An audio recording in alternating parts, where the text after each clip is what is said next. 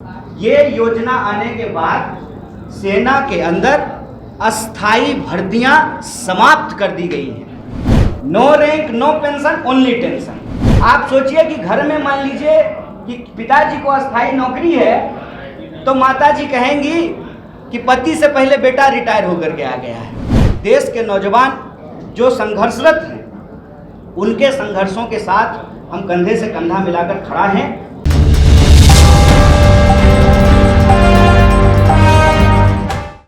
नमस्कार, आप देख रहे हैं डीटीवी भारत। मैं हूं आपके साथ निषेध ठाकुर।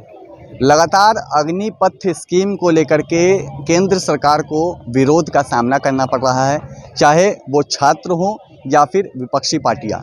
आज कांग्रेस प्रदेश कार्यालय में कांग्रेस के नेता कन्हैया कुमार पहुंचे और उन्होंने प्रेस कॉन्फ्रेंस करके अग्निपथ स्कीम को लेकर के केंद्र सरकार पर एक जोरदार हमला बोला है। सबसे पहले आपको कांग्रेस के नेता कन्हैया कुमार का पूरा बयान सुनाते हैं।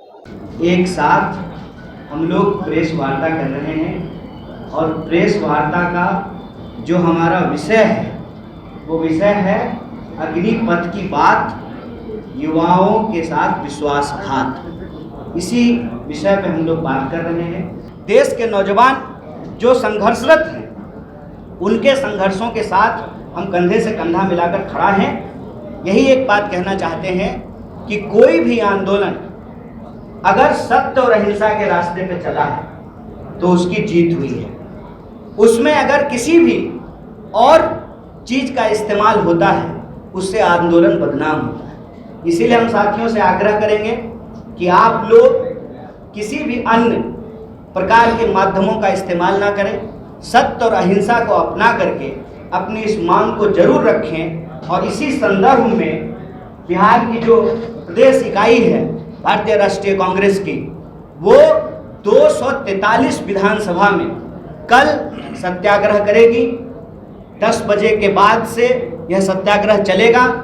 मैं तमाम अपने नौजवान साथियों से यह आग्रह करता हूं कि शांतिपूर्ण तरीके से इस सत्याग्रह में अपने न्याय के लिए आप शरीक होइए, शामिल होइए। और मैं पत्रकार साथियों से यह आग्रह करूंगा कि आप अपना सवाल बेशक पूछें। और आपको मैं याद दिला दूं, पहली बार जब योजना घोषित की गई थी तो टीए का भी बात नहीं किया गया था। जब विरोध होना शुरू हुआ तो आनन फानन में जो है 2 अमेंडमेंट लाए गए। मतलब ये योजना आई ही है, 2 अमेंडमेंट हो चुका है। तो ये लोग इस योजना को लेकर के कितना गंभीर हैं, इस बात को आप समझ लीजिए। आप लोगों का मैं ध्यान दिलाना चाहता हूँ कि जो वेटरन्स हैं, चाहे उनको परमवीर चक्र मिला है, तमाम तरह के जो उनको सम्मान मिले हैं, वो इसका विरोध कर रहे हैं। और आप सेना के भीतर जो आपके भी परिवार से कार्यरत लोग हैं उनसे पूछिए। मेरे परिवार से कार्यरत लोग हैं, 16 लोग जो आर्म फोर्सेस की नौकरी करते हैं, आप उनसे पूछिए, वो आपको बताएंगे एक एक करके कि इस योजना की समस्या क्या है। पहला, ये योजना आने के बाद सेना के अंदर अस्थाई भर्तियां समाप्त कर दी गई हैं। इस बात को सरकार की तरफ से नहीं बोला जा रहा है, लेकिन यह बात सामने आ गई है कि अस्थाई भर्ती समाप्त कर दी गई है, रोक दिया गया है। No rank no pension only tension. Tension किसको? जो नौजवान इस देश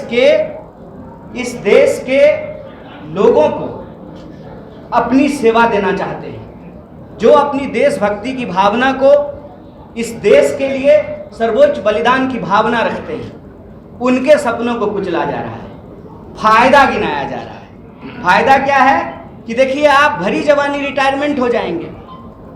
भरी जवानी रिटायर होने के फायदे गिनाए जा रहे हैं। आप सोचिए कि घर में मान लीजिए कि पिताजी को अस्थाई नौकरी है तो माताजी कहेंगी कि पति से पहले बेटा रिटायर होकर के आ गया है। और 4 साल क्यों, 3 साल क्यों नहीं, 5 साल क्यों नहीं? ये 4 साल वैसे ही रैंडम नंबर है कि एक दिन जो है रक्षा मंत्री जी को सपने में आया और उन्होंने कहा 4 साल, 5 साल क्यों नहीं? तो आपने सुना कन्हैया कुमार का पूरा बयान। साफ तौर पे उन्होंने कहा है कि सरकार, जो कि केंद्र सरकार है, वो युवाओं के भविष्य के साथ तो खिलवाड़ कर ही रही है, साथ ही साथ देश की सुरक्षा से भी खिलवाड़ किया जा रहा है। क्योंकि 4 साल के लिए अगर किसी भी छात्र को सेना में भर्ती कराया जाता है तो वो देश की सुरक्षा करने के बजाय अपनी नौकरी की फिक्र करेगा। कन्हैया कुमार ने साफ तौर पे इस बात को कहा है कि कल से कांग्रेस पार्टी सत्याग्रह पर बैठने जा रही है और ज़्यादा से ज़्यादा युवाओं से अपील की है कन्हैया कुमार ने कि सत्याग्रह में शामिल हो और हिंसा नहीं अहिंसात्मक रूप से समर्थन करे और जो उनका विरोध है वो केंद्र सरकार के खिलाफ जाहिर करे।